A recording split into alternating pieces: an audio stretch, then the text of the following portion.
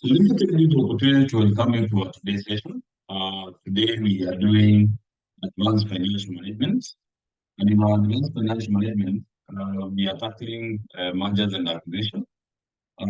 We have already discussed the theoretical part of the mergers and acquisition, and because today we want to do our computations, it's very important for us to first understand how do we normally value, how do we normally value our target fund? Which results can we be able to use when we are valuing our target fund? That is very crucial.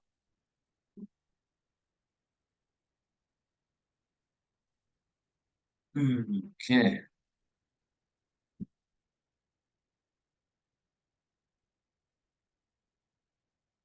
so let me see.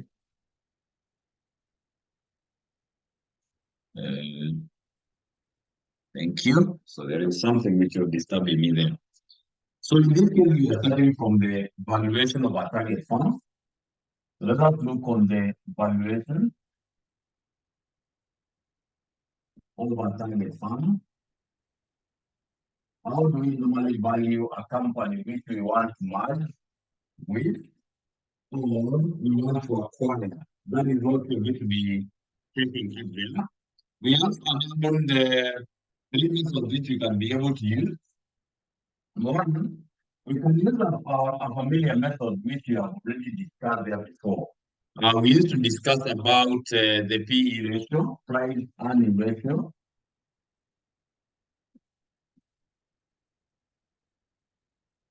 The price earning ratio method. So in this case, it is normally called the PE ratio. Mostly used in your ratio analysis when you are doing the ratio analysis and also the valuation of the ordinary shares. It's very crucial when you analyzing the price earning ratio. So because now you want to determine the market value, what is the valuation of a certain firm, it is very important for you to recall something we used to do here. We say, and you'll be able to recall, and you'll be able to recall our P ratio, we used to take our market price last year, we divide it by 20%. I remember that was a common formula which we used to use. But because now, when we look at the aspect which we are discussing today, we are talking about how can you be able to value your target fund. And in this case, we want to know what is the market price? What is the market price of this organization? How much do their shares trading in the securities exchange? That is the most important. So you can tell me here, if you cross multiply now, you will be able to find to get your market price per share. This is the price of one share, which is trading on the Paris Stock Exchange. We can be able to take our PE ratio multiplied by 20%. 20%. That is how to get the market price per share for only one value. So in this case, in most cases, the organization or in questions, the examiner might be asking you, can you be able to determine the value of the farm? The value of the farm. How much will be the value of the farm? You tell me, I'm going to be taking the market price per share. You multiply by the number of ordinary shares. The number of ordinary shares, right? Remember now, you want to determine how much do this farm, right? How much can we be able to value this farm? Then that is when we are saying, can we be able to take our market price per share, right? Then we multiply by the number of ordinary shares. The other formula here we can be able to take our P ratio multiplied by our total earnings. You can be able to multiply with our total earnings to get the value of the fund. That is one of the methods that you are so familiar with that, but you can be able to use it to determine the value of the fund. Number two, we can be able to talk about a very another method we use to value the owner's share, we need to talk about the net asset method. The net asset method, right? The net asset method. And in this case, we say under the net asset method, it uses a balance sheet equation. It normally uses a balance sheet equation. Or we can talk Excuse. about the formula. It normally uses the balance sheet equation to determine the value of equity. To determine the value of equity. To determine the value of equity. Correct?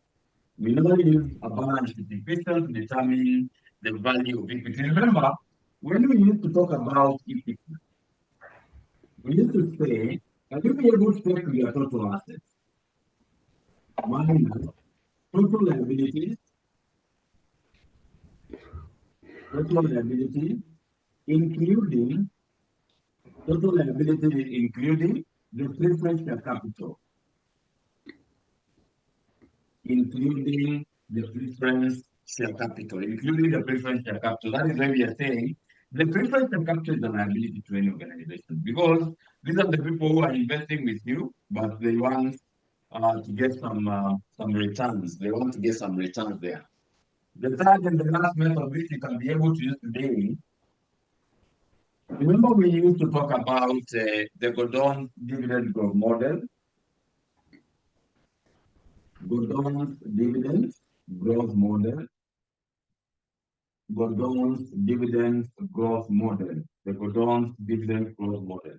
These some of these methods, you have come across them when you are doing the valuation of the ordinary shares under financial management Ex- section.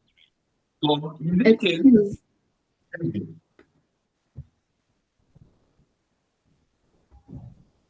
Hello? Hi, can you hear me? I think the voice is not that clear. I don't know if it's on my end. Hmm. When I'm facing the board, the sound seems to go down. That is what also I've been told by, let me see how my voice is now.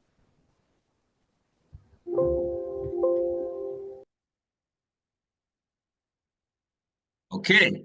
Okay, let me check on that. Um, that person is greeting me.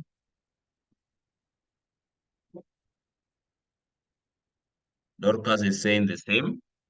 Now, when you're looking on the Gordon dividend model, I've said it is a method that we use to focus on when we are doing section 3. And they are part of the method that we use to value the ordinary shares under the valuation concept in finance, under section 3. And you can be able to recall when you wanted to get the intrinsic value of the firm, right? To get the intrinsic value of the firm, you can be able to recall which was PO. We used to say, let us take our PO, what you need to get, DO, 1 plus G. I hope now the sound is clear. PO divided by the KA minus G. KA minus G. You remember, this was when because under the Gordon model, we used to categorize farms into 3. We used to have the non-growth farms, non-growth farms, right? We used to have the normal growth farms, right? Normal growth farms, and then we used to have this normal growth farms. Just to normal growth funds. Just to normal growth funds. Just to normal growth funds, right? So these are some of the categories that we used to have under the growth model. You remember here we talked about the intrinsic value. So we are going to be getting some dividends, no, the dividends up to perpetuity. They don't have a maturity period and so on and so forth. So we remember this formula we used to use it when we were doing the normal growth funds. Normal growth funds, right? So in this case, we normally borrow that idea from section 3. We normally borrow that idea from section 3 so that we can be able to value the target funds under consideration. Now, after you do that, because we are done with the normal growth funds, that is one of the methods that you'll be able to use in a few. There is another trick which you can be able to use to value these organizations, right? And being here, we are talking about the supernormal growth funds. Supernormal, the supernormal growth funds, the supernormal growth funds there, the supernormal growth funds. And you say, under supernormal growth funds, here we used to say the intrinsic value, the intrinsic value, the intrinsic value is the total of the two components, is the total of two components. It is the total of two components. It is the total of two components. For example, A here, we need to say one of the key components here, we need to take the present value of the expected, the present value of the expected dividends, the present value of the expected dividends, which we need to talk about D1, up to the point of stability, up to the point of stability, up to the point of stability. Now, if you can be able to recall the first formula that we used to get the value, the intrinsic value of the supernormal growth funds, right? We used to say we're taking our D1, which is equal to DO, 1 plus D, right? Remember these are the expected dividends, or the dividends which are supposed to be paid in the next year's dividend. These are the dividends already paid. The dividends already paid. And then this was our growth rate. That was our growth rate. That was our growth rate. That is one of the methods we used to use. Remember, because the exam is going to be the dividends were able to grow at a certain rate. The dividends were able to grow at 10% for the first 3 years, reducing to 8% for the next 3 years. I know that that language now you are familiar with. Number three here, we need to talk about the present value of the shares. The present value of the shares, in this case, we need to talk about PU, immediately after stability. Immediately after stability. Immediately after stability. So in this case, we need to say, we get our PO, and I will be able to do one of the questions to remind you about this, right? We divide by KE minus G, KE minus G, KE minus G. I remember this formula, you know it. And once you get the cash flow, you discount to get the present values. Now, there are the two most crucial methods which you need to get familiar with. There are two common methods which you need to familiarize yourself with, right? Let me write my NB here. And they are not used. These are not methods that you're going to be using here, right? These are the most common methods we are going to be using under the valuation of the target farm. Let me start by looking at the first one, NB here. Remember what we are going to be looking at. How much is the maximum amount can our organization pay to acquire the target farm, right? So in this case, it means we need to have a method called the maximum exchange ratio. The maximum exchange ratio, right? The maximum exchange ratio. In this case, we say if we want to get the maximum amount, the presenter can pay to acquire the target, right? The presenter can pay to acquire the target. The maximum amount you can be able to pay, we say, you'll be able to sell the overprice of the predator,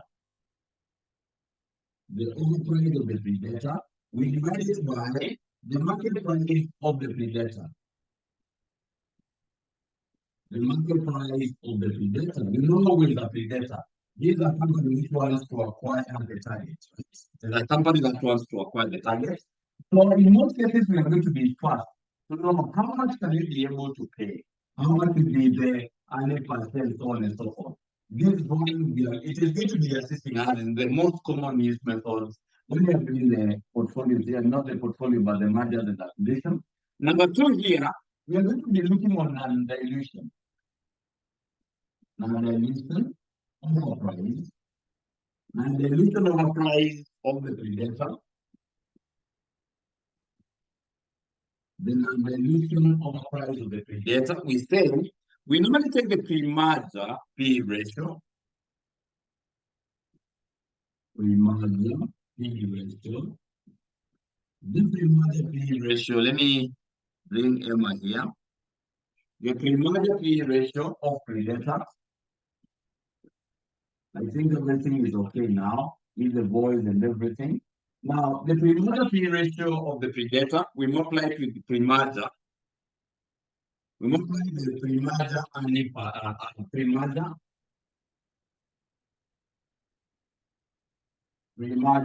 anti-passion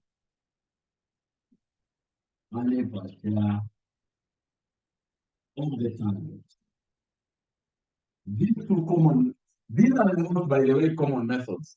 These two methods, you will be able to use them in the computations of the mergers and acquisition, and they are very crucial. It's very important for you to make sure that you're going to be understanding the concepts of the computation of the maximum exit ratio and also the non-dilution over price of the predator. Those two very crucial, very crucial. Let me see whether we can be able to start with a very simple question which can be able to remind you how we used to get the intrinsic value.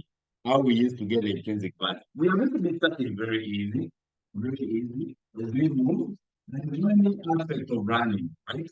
But I want you to understand how can I be able to understand the mergers and acquisitions? That is very crucial.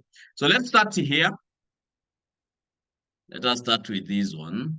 This is 2019. And I know that Susan is here with us. So 2019, that is question 2B here.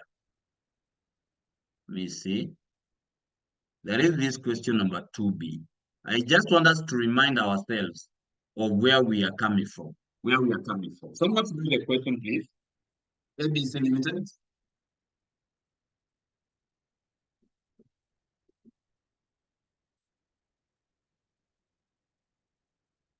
Susan?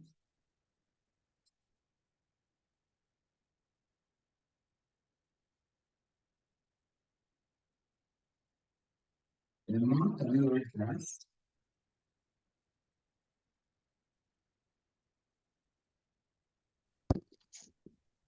Yes, we can. Okay. ABC Limited is a company listed in the local securities exchange. The company is foreseeing a growth of 12% per annum in the next 2 years. The growth rate is likely to be 10% per annum for the third and fourth year. Then it will stabilize at 8% per annum in perpetuity. The latest dividend to be paid was Kenya shilling 1.5 per share. The required rate of return is 16%. Required. The instinct value of the share.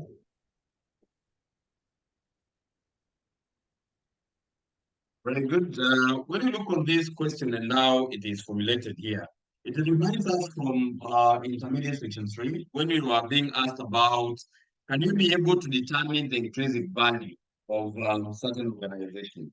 And that is when we are being told the APC Limited is able to sell some shares in the securities exchange. So the company is able to foresee a growth rate of 12% per annum in the next 2 years. So the growth rate is likely to be 10% per annum for the third and fourth year. Then it will stabilize at 8% per annum in the perpetuity. Remember this knowledge, you are doing it at section 3. So when you have this kind of question, it is the 19 question 2B, question 2B. These are the formula that we are using.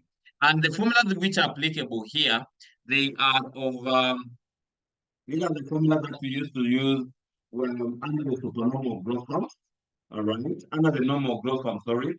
So under the normal growth funds, right, normal growth funds. This is under the normal growth fund, right?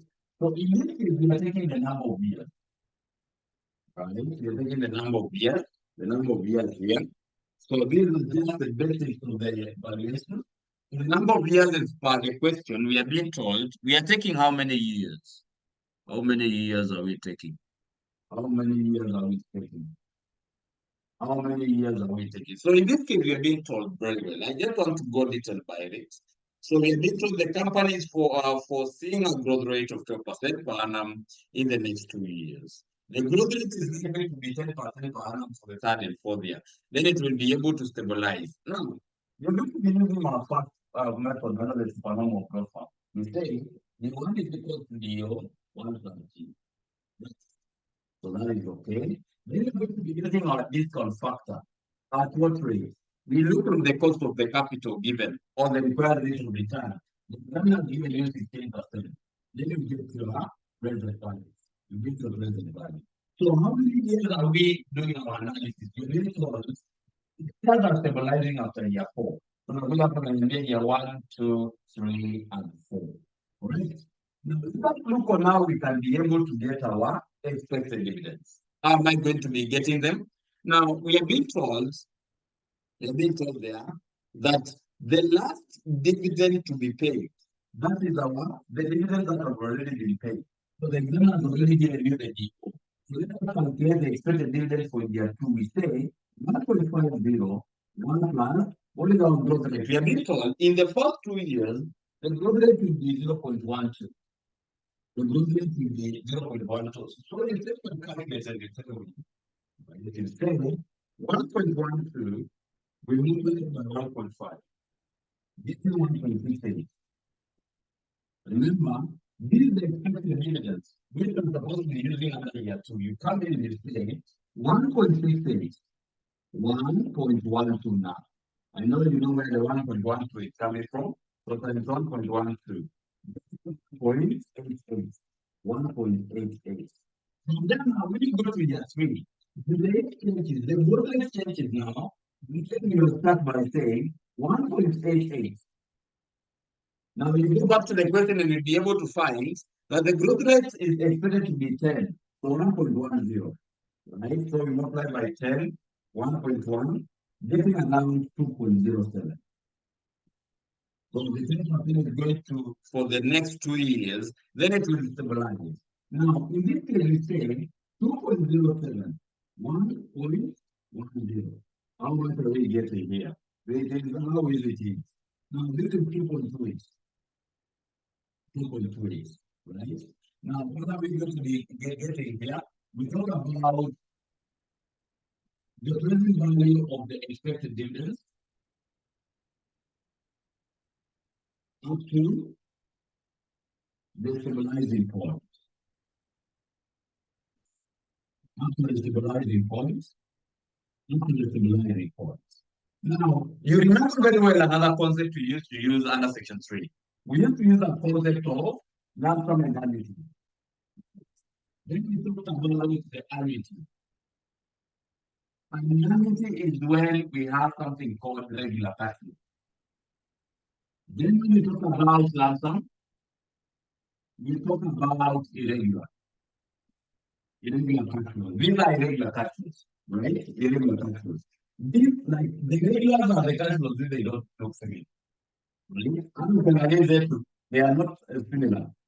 Right? Now, in this case, nakuja hapa najiuliza, wakati natumia lump sum, the lump sum means you're going to be getting 100,000 as your investment. Year 2, you get 150. You see the cash flows are not the same. When you talk about the regular and the annuity, it means the cash flows are the same. The cash flows are the same, right? So in this case, I'm going to put an assembly. Now, I want to get the discount factor. Which formula can I be able to use there? Now, I'm going to use the formula to go to assembly. 1 plus r, we use for negative n. 1 plus r, we use for negative n.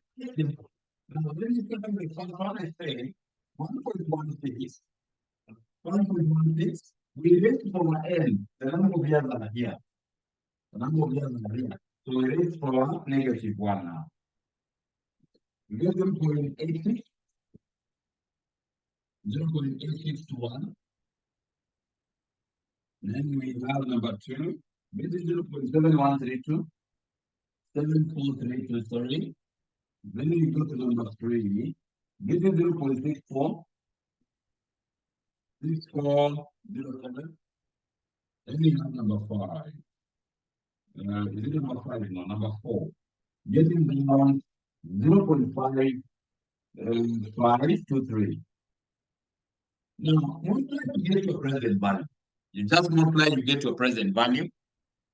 You multiply, you get your present value. So how much is our present value? We say 1.68 times 0.8621. Then we are getting 1.45. Allow me to write two decimal places. 1.88 multiplied by 0.7432. Getting 1.40. And then one will be 2.07 multiplied by 0.6407. Getting another 1.33. Then the last one will be 2.28. We multiply to 0.5523. Getting another 1.26. So how much is it? So in this case, it is 1.45 plus 1.40 plus 1.33 plus 1.26. Getting 5.44. The question is not yet over.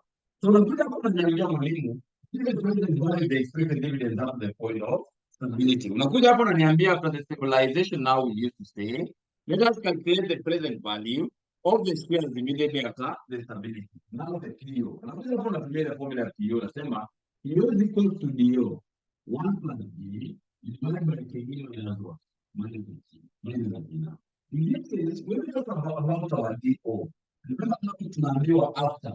Now, what about expected dividends? 2.28. Now, in the year it will be recurring dividends. So, in this case, we currently say, in 2.28, 1 plus, what is our growth rate? How much is our growth rate? We are being told it's 0.0. The cost of equity here is the one that we have already used here, 0.16 minus 0.08. Then you multiply by what? What are you multiplying? After you get it, you discount. What you are going to be getting here, what you are going to be getting here is our D1 now. Then you multiply by our discount factor. Tunatumia nini? Tunatumia this discount factor ulikata ya mwisho. 0.5523. 0.5523. Wacha tuone hii inatupea ngapi. Now in this case, tunakuja hapo tunaniambia 2.28 times 1.08. Now, something closer to 2.46. Then you divide it by 0.08. We get 30 points. Now, 30.78. 1.78. You multiply it with 0.5523. 0.5523. 0.5523. Getting it down 16 and around 17. Let me talk about 17 shillings. So to get the intrinsic value, we are going to have to be taking the summation of the two. We say 5.44 times, plus 17, getting an amount in shillings, 22.44. 22.44. That is how we used to use the formulas for the valuation of the supernormal growth. Any question?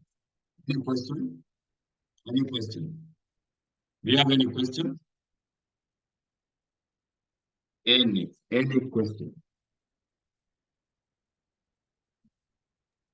I have a concern in getting the present value of shares immediately after stability.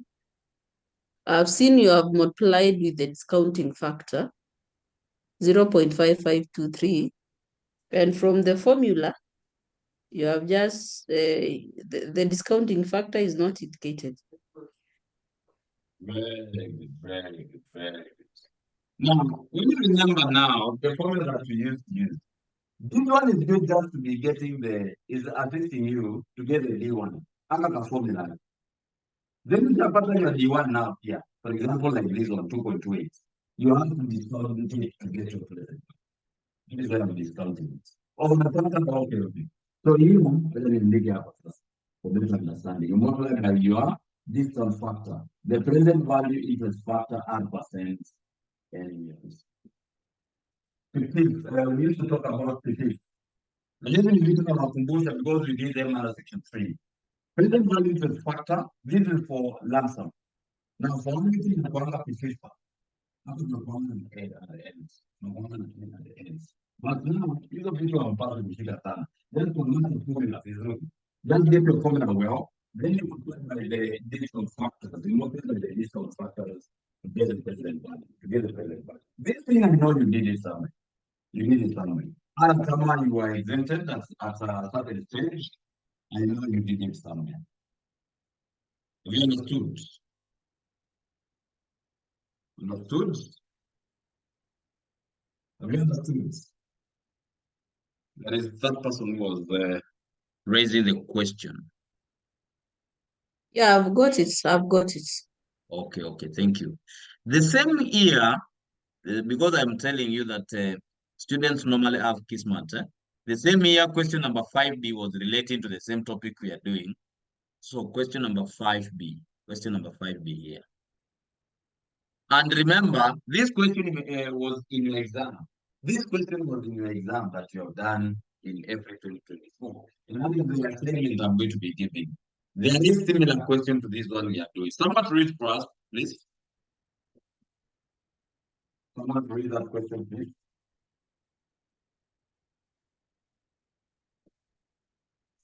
Someone read the question. You don't have someone. Joy. Joy, can you read the question, please?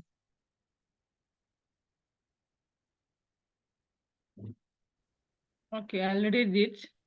Okay. Excellence Limited is considering acquiring Best Limited, a firm in the same industry, in order to consolidate its market share. Best Limited has been less profitable, so it has paid an average of only 20% in taxes during the last several years. In addition, it has used literary debt, having a debt ratio of 25%. If the acquisition would be implemented, Excellence Limited could operate Best Limited as a separate, wholly owned subsidiary. This will increase Excellence Limited's gearing ratio to 40%. The following is the forecasted financial data for Best Limited over the next 5 years. So now we have the year 1 up to 5, and then we have net sales. That is for year 1 is 50, 60, 75, 70, 65 respectively. Operating costs 5, 10, 15, 15, 12 respectively. Selling and administration costs 10, 10, 8, 9, 11 respectively. Acceptable investment project cost 0.5, 0.7, 1.6, 1.2, 1.1, okay, 0.2 respectively. Additional information, the risk-free rate of return is 8%, and debt is considered to be risk-free. Expected return of portfolio is 13%. Number 3, the firm's levered equity beta after acquisition is estimated at 0.8. Number 4, after 5 years, the net cash flow of Best Limited shall increase at a constant rate of 6% per annum in perpetuity. Number 5, corporation tax rate is 30%. Kindly go a little lower. Okay. Number 6, the firm's gross profit margin is 40%. 7, Best Limited incurs fixed financing cost of 2 million per annum. Number 8, the firm's equity shares and bonds are currently trading at par. Required, determine the maximum price payable to acquire Best Limited using the discounted free cash flow basis. 10 marks. Thank you so much. Thank you so much. I remember when we used to talk about the firm in the farmers' equity shares and the ones are currently trading. We used to talk about, when we talk about the par, is the original price. the original price. They are trading at the original price, which we purchased some time back, for instance. Now, in that case, the examiner is asking us, will we be able to determine the maximum price payable to acquire the best limited using the discounted free cash flow basis? Now, when you look at it, the first question that you were supposed to be asking yourself, do we have those cash flows? Do we have those cash flows? We say no, because already the examiner there has given you the net sales, the operating cost, the selling prices, or the selling and administration cost, and then you have the investment project cost. Now, when you look at it, there is not number 6, whereby you have to be making your mind very quickly. That if the examiner has given me the sales and has given me the profit margin, can I be able to start my question with gross profit at 40%? Right? It is 40% of the sales. I get the gross profits, right? Then from there, we will be able to run with them. We are going to be running with something called the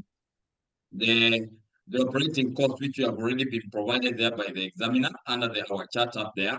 Later on, we are going to also to be deducting our selling and distribution. Then also we factor our finance cost. I remember there is a finance cost somewhere, which has been told the best limited incurs fixed financing cost of 2 million per annum. So in that case, it is very crucial. Very crucial. So let us do our question here.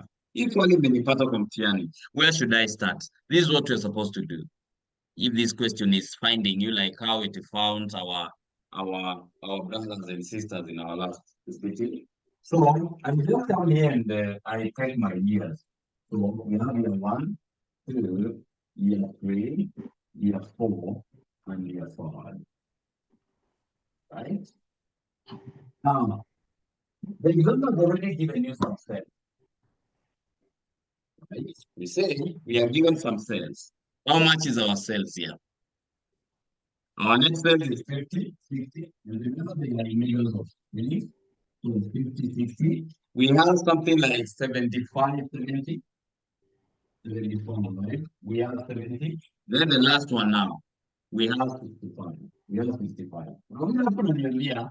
This question is very simple. What do you mean? We will have to be starting our question on the gross profits. We are doing our gross profits. We are starting our question with the gross profits. So in this case, that's going to me. The gross profit we have been told it is 40% of sales. Right? 40% of sales. So if we use 40% as 50, 0.4 times 50 is how much? Getting 20. Right? This is 24. How much is the other? 0.4 times 74. Getting 30. Now we have this is 28. We can lie and just good on the 65 and 0.4. This is 26. 26. That is your gross profit. Then let us continue following the format. Then operating cost. Less some operating cost. How much is the operating cost? We are being given there by the examiner. The first one is 5. This is 7. I can see this was around 15, right? Then we have 15, 12. 15, then the last one is 12, right? Right? The last one is 12. That is the operating cost. I can see we have another cost there. We have selling distribution. So how much is the selling and distribution? The selling and distribution we are being given 10 here. Here we have 10. This is 8. This is 9. Right? That is 9. And this is around 11. Alright? Alright. And remember now, as per the question, that is the finance cost. So how much is the finance cost? As per the number 7, it is 2 million. One is 12 when you require IC. How much you did your exam? And one of them is final. Right? It is similar. It looks similar to this one. Now, and I say that is what I'm going to be giving you. Now, let us get to questions. How much is our pre-tax cash flows? So in this case, if you put in for sales now, I'm starting from the gross profit. So we take 20 minus 5 minus 10, right? Minus 10 minus 2. Getting around 3. We have 24 minus 10, minus 10, minus 2, getting down to here. And we have 30 minus 15, that's minus 15, minus another 10 there. Getting around 5 here. Now from there, we take 28, minus 15, minus 9, minus 2, getting 2 here. Then the last one will be 26, minus 12, minus 11, then minus 2, getting around 1. Then we get some taxes at 30%. Let us less our taxes at 30%. So in this case, we have on less taxes. So how much will be our taxes? Nakuja nasema 0.3 times 3, getting 0.9. Now we need to put here 0.6, right? 0.3 times 5, it should be 1.5, 1.5, 0.6, and then the answer should be 0.3. Very simple, something looking like this. Now, let us get after that cash flow. After that cash flow, this should be around 2.1. Here should be around 1.4. This should be around how much? 3.5. This should be around 1.4. Then something should be 0.7. Which I tell you now, we can deduct our initial investment. For less investment cost. We need our investment cost there. So how much is the investment cost? Is acceptable investment cost? The first one is 0.5. This is 0.7. All right. The other one should be 1.6. This should be 1.2. Right? 1.2. Then here we have 0.2. So what are we getting down here, Joy? We normally get the annual net cash flow. Annual net cash flows. The annual net cash flows. So how much is this? 2.1 minus 0.5. Getting around 1.6. 0.7. How much is this? 3.5 minus 1.6. Getting around 1.9. And this will be around 0.2. And then the next one will be 0.4. That is your annual net cash flow. Annual net cash flows, right? Annual net cash flows. You will be able to repeat it when you are doing the NPV, right? And remember, the NPV normally has 3 stages.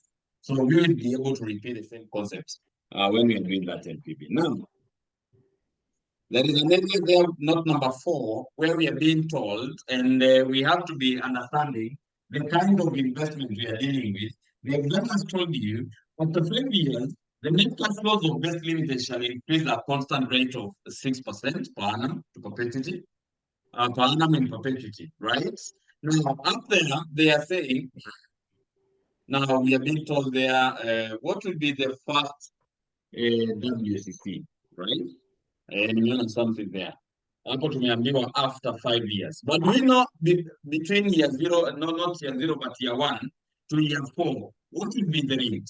The exam has not provided them with that rate. Someone has unmuted. The exam has not given you a rate or the cost of equity from year 0 or year 1 to year 4.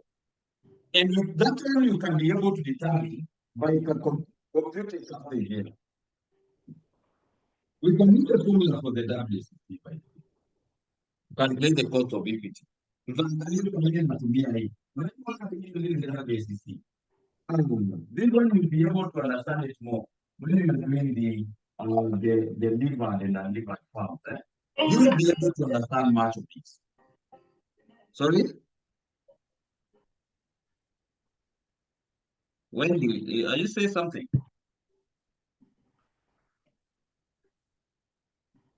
Wendy, Wendy is greeting us.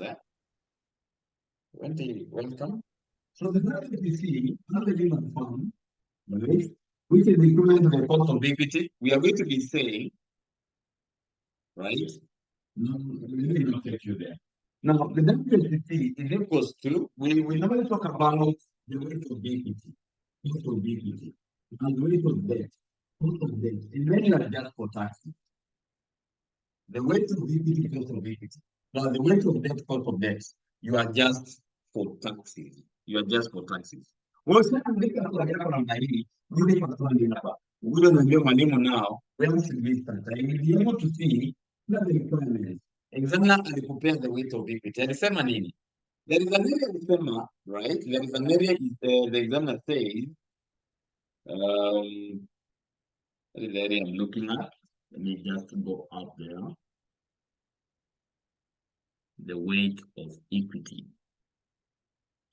The examiner says that if the acquisition will be implemented, Excellent Limited could operate the Best Limited as a separate, wholly owned subsidiary. So this will be able to increase the Excellent Limited gearing ratio to 40%. So it means the examiner in simple terms has given you the weight of debt is 0.4, 40%. So it means the weight of equity should be 0.6 because these ones should be equivalent. The weight should be equivalent to 1. And this is the equation of 0.4. The weight of equity is 0.6. The weight of equity is 0.6, right? Then also the examiner has not given you, the examiner has given us something there, the cost of debt. How much is the cost of debt? Right? How much is the cost of debt? Na angalia tu pale kwa ile swali. In note number 1, the examiner said the risk-free rate of return is 8%, and the debt is considered to be risk-free. So the examiner is telling us the cost of the debt is the equivalent to the risk-free rate of return, which would be 8%. Which should be 8%. Which should be 8%. That is that one. What it talks about. The examiner is saying that that the risk-free rate of return is 8% and the debt is out of risk. So in this case, the only thing that an examiner has not given you, like the formula nataka ushike vizuri, is the cost of equity. Because when we're going to be doing the advanced financial decisions, we're going to be focusing more on the area of the cost of equity because the examiner doesn't provide. And we remember that there is a formula we used to use there for campaign. We used to talk about the risk-free rate of return, the expected return of the market. Then the risk-free rate of return, then multiplied by the beta coefficients. We look at the requirements are given by the examiner. We say yes. Now, what is the risk-free rate of return? 8%. Plus the expected return of the market. Normally, the examiner provided note number 2. We have paid 13. So it is 13 minus 8. Then we multiply by the beta coefficient in note number 3, given as 0.8. So how much is the cost of equity? How much is the cost of equity? That is the trickiest part of the question. So that 3 minus 8, we get 4. Times 0.8, right? We get 4. Plus 8, we get 12%. We get 12%. So if I'm rushing, it is very important to tell me, Malimu, you're too fast. You're too fast. These are the things that and we will be able to repeat them, most of them. These are the things that we'll be able to repeat most of them. It's not important that today we will never stand a plan. We will do them under the advanced financial decisions on the aspects of the LIBOR and unlevered funds. When we are doing the WSCC and WSCC, remember we have to be calculating all of this. So it is very crucial for us to start practicing and understanding this concept, Now, because now I can be able to get my WSCC, I can be able to get it. Now, allow me to put it here. So to get the WSCC unakuja hapo, you say the weight of equity we say is 0.6. Times the cost of equity is how much? The cost of equity, we have said it is 12. Plus 0.4, 0.4 times 0.4 times 8, which is the cost of equity. Then you adjust for taxes. How much is the WSCC? So I will start from here. Because this bracket only affects the cost of debt. It doesn't affect the cost of debt. So don't mix them. So you say 0.4 times 8 times 0.3. Is it 0.3? This should be 0.3, so that you can get 0.7. So times 0.7. Plus now I can open my brackets, 0.6 times 1 times 12. Getting around 9.44%. So the biggest worry for the student was what happens because in note number 4 or number 3, the examiner has already missed you, right? The examiner has already put a confusion there.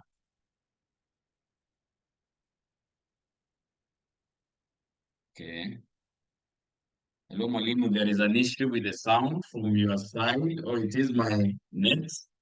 Can't get you very clearly. My sound still have an issue today.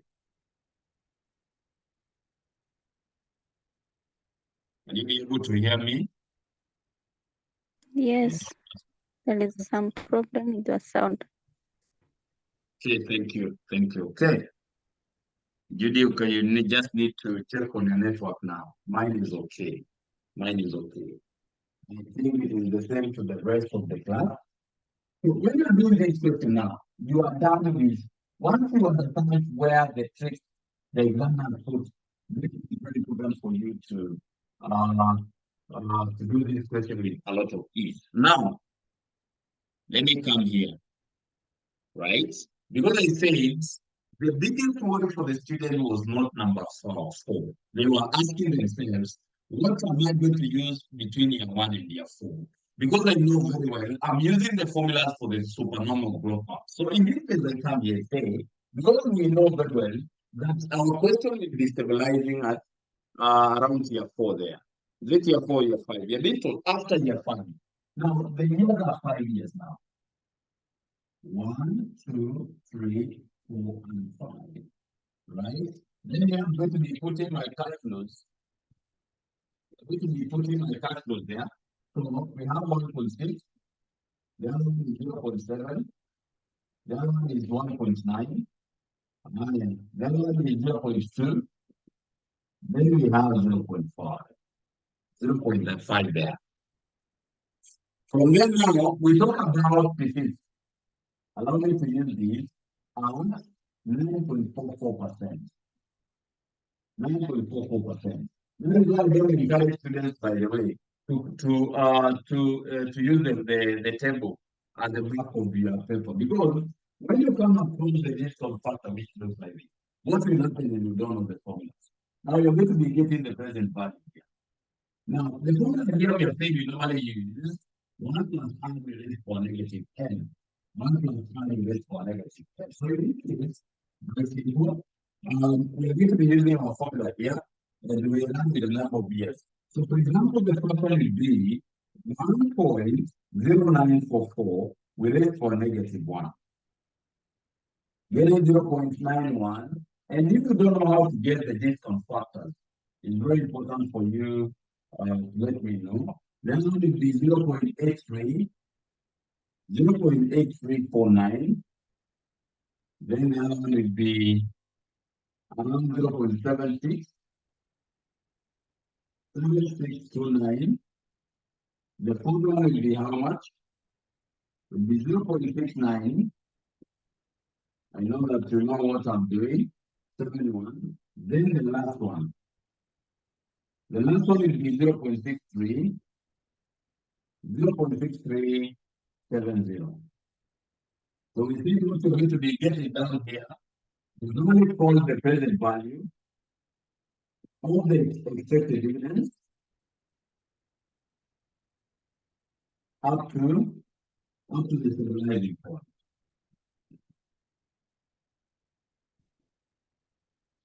Up to the stabilizing point. So when you complete the multiplications, you get the present values there. So you start with the first one, 1.6. You multiply with 0.9137. Get 1.46. Allow me to round up to 0.7 and multiply by 0.83, 0.8349, getting around 0.58. The third one would be 1.9. I multiply with 0.7629, getting around 1.45. The third one, the fourth one will be 0.2 times 0.2.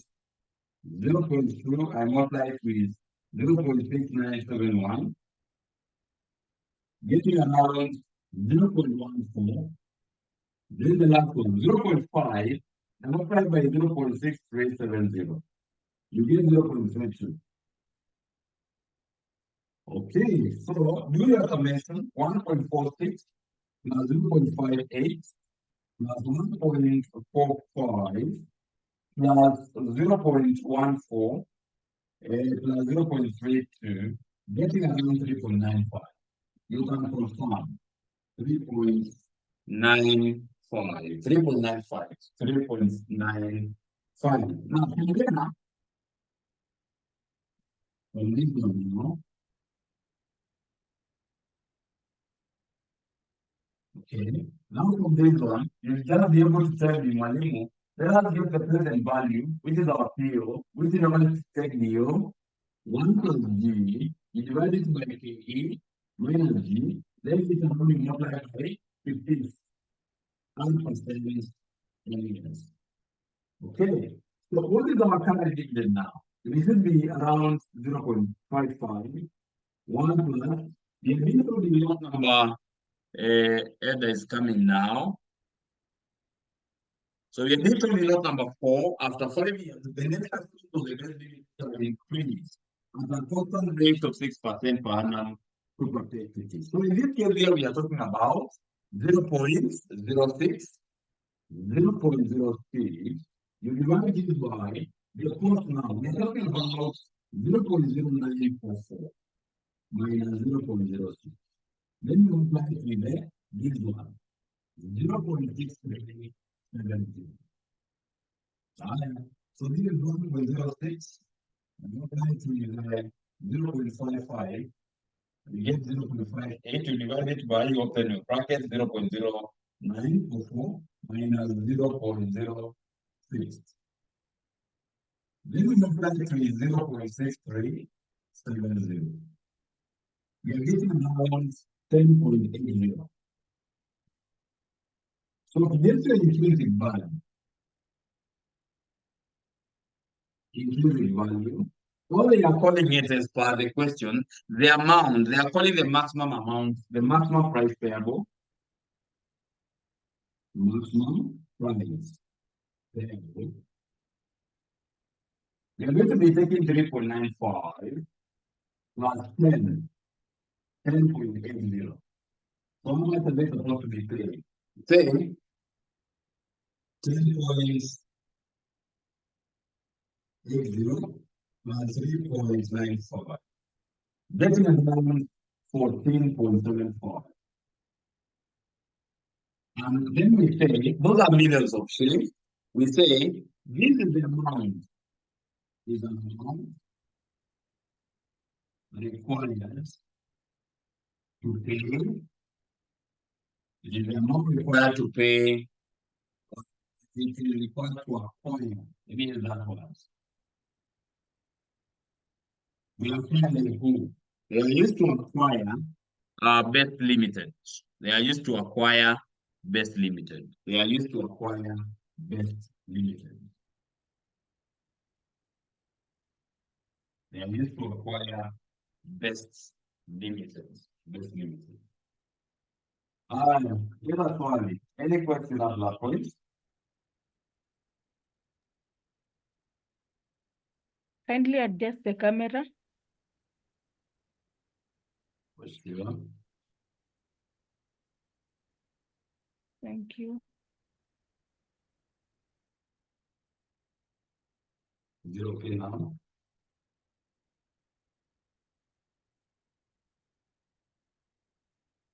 Let me check. Nyamaze sana. Nyamaze sana.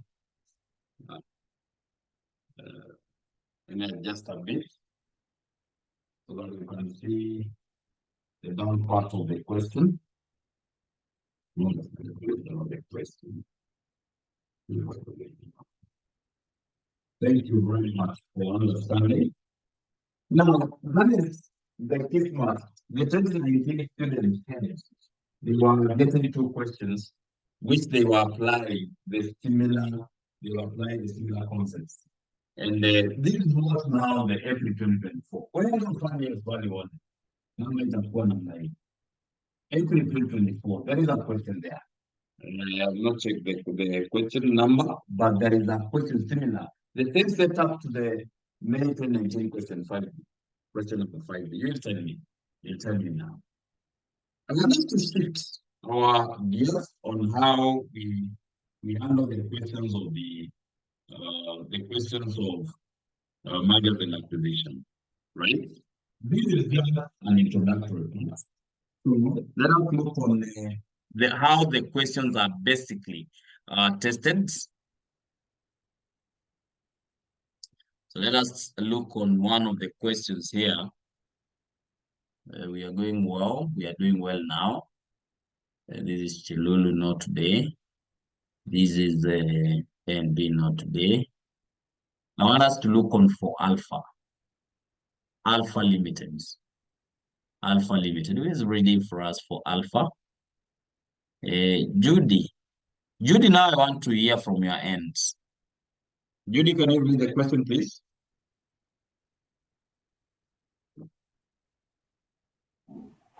Yes, I can read it. So Alpha Limited and Beta Limited are companies operating in the same line of business.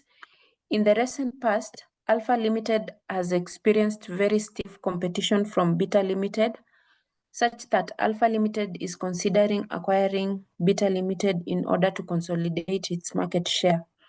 The following financial data is available about the two firms, and annual sales in million, 400 for Alpha and Beta 100, net income 150 for Alpha and 20 for Beta, outstanding number of ordinary shares 50 for Alpha and 110 for Beta, earnings per share 3 for Beta, market price per share 30 Alpha and 15 for Beta. Both companies are in 30% income tax bracket. Required 1, maximum exchange ratio that Alpha Limited should agree to if it expects no dilution in its post-acquisition earnings per share. Number 2, Alpha Limited post-acquisition earnings per share if the companies agree on an offer price of 40. 3, Alpha Limited's post-acquisition earning per share if for every 200 ordinary shares of Beta Limited are exchanged for 5 units of 10% debentures of 500 per value each. Yes. Thank you so much. Thank you so much. You remember yesterday when we were looking at the valuation or the forms of the acquisition of a target farm. I just want now to start with that point number 3. The aspect of the forms which we use to acquire the target farm. Number 1, we say you can use the cash payments. Number 2, you can use share to share. Number 3, we talked about the use of the fixed income securities. You can just be able to give them the preferential capital and the debentures. And you can see that in the requirement number 3. We are talking about the alpha post-acquisition. Post is after the acquisition, earning per share. If for every 200 honorary shares of Beta Limited, then you can be able to see the outstanding number of the honorary shares in millions of shillings. The honorary shares of the Beta Limited are exchanged for 5 units of 10% debenture. We have given them debentures of 500 per value each. So how are we going to go about this? Now, we don't ask this question in an exam, and that is why I normally say people should be smiling when these questions are coming on their way. Kwanza tunafanya swali ya mwaka gani? We are doing a question for December 2022, right? December 2022. I told you that I do a lot of questions. Now, in the December 2022, this is question number 5C. December 2022, question number 5C. So, and you're coming to tell me that the examiner number 1 is asking you for the maximum exchange ratio. Number 1, maximum exchange ratio. And we say in simple terms or in a usual way to calculate, I normally use MAI. So in this case, it means, right? Normally means that to get the maximum exchange ratio, we say I need to be able to take the offer price of the predictor of the predator. Then we divide it by the market price per share of the predator. Right? Of the predator, the market price per share of the predator. Now, I know very well that the examiner might not be able to give you the offer price of the predator. The offer price of the predator, right? The offer price of the predator, and we said, can we be able to take the pre-merger? We said, can we take the pre-merger P ratio of predator? Of predator. We multiply it with the earning per share of the target. The earning per share of the target. Those are the two most important formulas here. And I remember that is the thing that I told you earlier on. Now, in that case, you come here and you tell me, to get the offer price of the predator, the pre-merger, because you have to be having a knowledge on your mind, that we are going to be using kind of a formula called MPS over earning per share. Because in most cases, the examiner may fail to give you the PA ratio of the predator. So we are going to be having this on the back of your mind, that it is applicable. So when you go to the question there, and because you know very well, alpha is the one which is acquiring the beta limited. So alpha is the predator, beta is the target. So in this case, let us look at the market price per share of the alpha. The market price per share of the alpha, I can see we are being given 30. We divide it by the earning per share. What is the earning per share of the predator? I can see the examiner has given you 3. Then you multiply it with what is the earning per share of the target? The earning per share of the target, I can see they are giving us 2. They are giving us 2. So the overprice of the predator now becomes Kenya shillings 20. The overprice of the predator becomes 20. So when you go back to the computation of MER, the maximum exchange ratio, we will say, can I be able to take the overprice of the predator? I say yes. It is 20 shillings. We divide it by the market price per share of the predator. The market price per share of the predator, we have said it is 30, right? How much is the maximum exchange ratio? What is the ratio right now? What is our ratio? Let me take my calculator, please. So the ratio comes in as 20 divided by 30 is how much? This comes to 0.67. 0.67. 0.67. That is the maximum exchange ratio. Exactly was the requirement number 1. Getting 2 months. Getting only 2 months. 2 months. How many months are you remaining with to get a pass? To get a pass. Number 2, the question we are being told, Alpha Limited post-acquisition earning per share if the companies agree to offer. Now, remember the examiner has given you another offer price. So when you go to number 2, it means we're not using 20 now. The examiner has told you, can you be giving me the post-acquisition? Can you give me the post-acquisition earning per share? Let me put it here. The post-acquisition. The post-acquisition earning per share. So in this case, when an examiner is asking you to calculate the post-acquisition and earning per share, what do we normally take here? We say, can we be able to take our total income? We divide it by the total number of ordinary shares. But before now we combine, because it means if we are going to be factoring, you can see how we are talking about the total number of the ordinary shares. There must be our new exchange ratio. How much is our new MER? The new maximum exchange ratio. Now, they have changed now. Remember in our first requirement, as how the question was drafted, the 20 was our original offer price of the predator. But now we are being told, what will be the post-acquisition earning per share if the companies agree an offer price of 40? So you say, the offer price is 40, you divide it by the market price of per share, which is 30. How much are you getting there? 40 divided by 30 is how much? 40 divided by 30. You might be getting 1.33.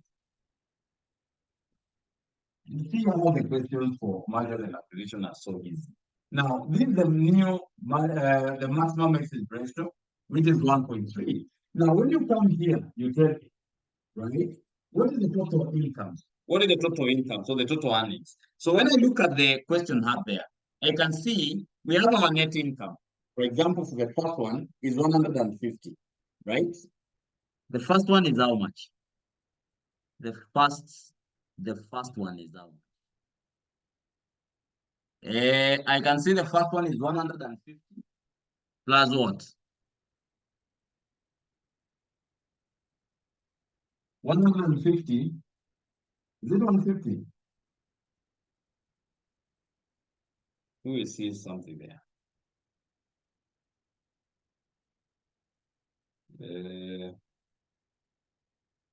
So it is 150 plus how much for the target? 150 is the predator. It is the net income there, 150 plus 20. This is what you divide it by the total number of the ordinary shares. The total number of the ordinary shares. How much is the total number of the ordinary shares? Nakuja hapo unaniambia the number of ordinary shares for the predator, right? As per the requirement, as how the question is being given, it is 50. To combine out the target with the predator, yes, you need now to convert using the maximum exit ratio. You need to convert the shares of the target. You say, let us take our maximum exit ratio, 1.33. We multiply by the shares now of the target. How much is the shares of the target? We talk about 10. We talk about 10. How much is this? So we say it is 170 million. We divide by how much? 170 million, we divide it by how much? 170 million, we divide by how much? Very simple. 1.33 times 10, right? Plus 50. Here we are getting 63.3 million. 63.3 million. So 170 divided by my answer, getting around 2.69. 2.69 plus 10. 2.69 plus 10. You can see I'm not struggling to get the solutions there. I'm not having any problems to get the solutions. Any question? Any question there?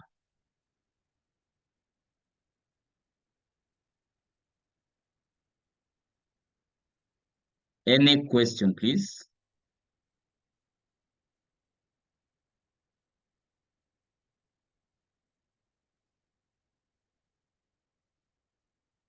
Someone is telling me there is no any question. Are we understanding? Ino. Are we together? For me, I'm really struggling to hear. I'm missing a lot. Like I can't hear clearly. Is it the case to Same from everyone? my side. I'm also struggling. Newton, how are you? Newton?